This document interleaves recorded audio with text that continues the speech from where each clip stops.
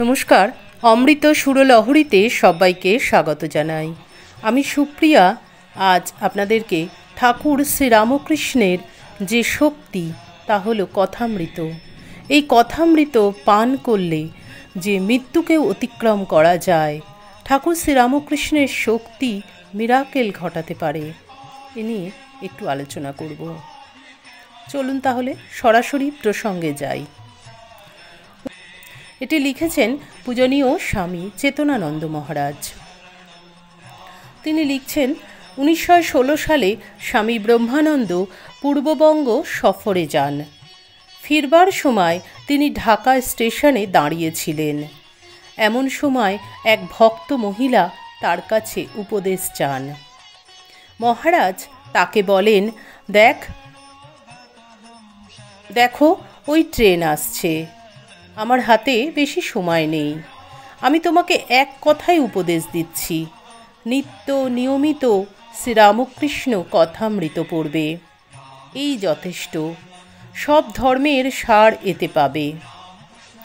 1942 সালে শ্রী শ্রী মায়ের জন্মদিনে শ্রীম বেলুর মঠে আসেন।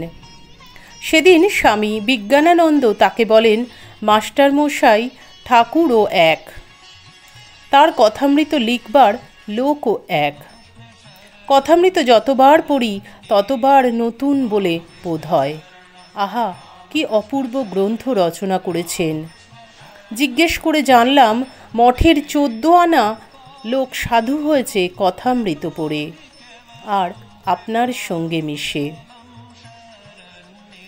শ্রীরামকৃষ্ণের উপদেশের শক্তি সম্বন্ধে স্বামী বিবেকানন্দ বলেছেন, মনের বাইরের জড় শক্তি সকলকে কোনো উপায়ে আয়ত্ত করে কোনো একটা অদ্ভুত ব্যাপার অর্থাৎ মিরাকেল দেখানো বড় বেশি কথা নয়। কিন্তু এই যে পাগলা বামুন লোকের মনগুলিকে কাদার তালের মতন হাতে নিয়ে ভাঙত, পিটত, গড়ত, স্পর্শ মাত্রেই নূতন ছাঁচে ফেলে নূতনভাবে পূর্ণ করত, এ বড় আশ্চর্য ব্যাপার। আমি আর কিছুই দেখি না। কথামৃতে ঠাকুরের উপদেশ ও গল্পগুলি সহজ সরল ও আবাল বৃদ্ধ বনিতার বোধগম্য। ঠাকুরের কথায় একটা দারুণ মাদকতা আছে, যা বারবার শুনতে ভালো লাগে, অরুচি হয় না।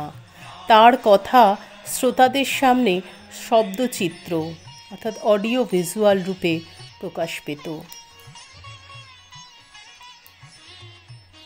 কথামৃত যেন একটা সাগর, শ্রীরামকৃষ্ণ ভাবসমুদ্র। কথামৃত সেই ভাব সম্পদে ভরা। শ্রীরামকৃষ্ণ এর সেই কথা বা ভাবরূপ সমুদ্রে ডুবতে হবে। এই অমৃতের সাগর, এ সাগরে ডুবলে কেউ মরে না, মরে বেঁচে যায়।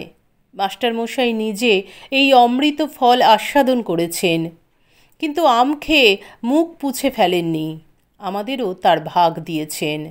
ধন্য শ্রীরামকৃষ্ণ, ধন্য তাঁর অন্তরঙ্গ লিপিকার শ্রীম, ধন্য আমরাও। আত্মহত্যা করবেন বলে বাড়ি ছেড়ে বেরিয়েছিলেন শ্রীম, কিন্তু শ্রীরামকৃষ্ণের কথামৃত আস্বাদন করে তিনি অমর হয়ে গেলেন। যতদিন শ্রীরামকৃষ্ণের নাম জগতে থাকবে ততদিন মাস্টারমশাইকে কেউ ভুলতে পারবে না। আমরাও যদি কথামৃত প্রাণ ভরে আস্বাদন করি তো আমরাও মৃত্যুকে অতিক্রম করে যাব। অপূর্ব কথা। এই কথামৃত এমনই একটি বই, যতবার পড়ি ততবার সত্যিই নতুন লাগে।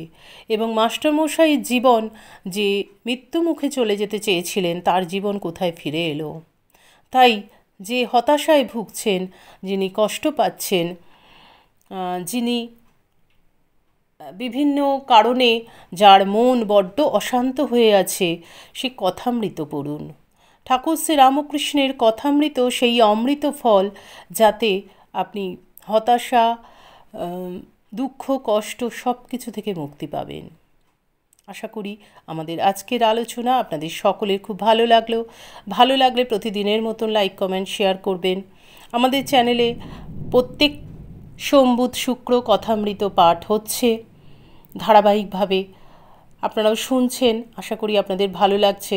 আপনাদেরকে জিজ্ঞাসা করেছিলাম যে ধারাবাহিকভাবে করব কি না, আপনারাই বলেছেন হ্যাঁ ধারাবাহিকভাবে করলে ভালো লাগবে। তো শুরু করেছি, তার সাথে তো মায়ের কথা আছেই। ঠাকুর মা ভিন্ন আমাদের জীবন কিন্তু চলতে পারে না। আমি নিজে উপলব্ধি করেছি ঠাকুর মায়ের চরণে আশ্রয় নিলে জীবন কিভাবে বদলে যায়। আমার নিজস্ব অভিজ্ঞতা থেকে বলছি, এক অন্য মাত্রা পায় জীবন।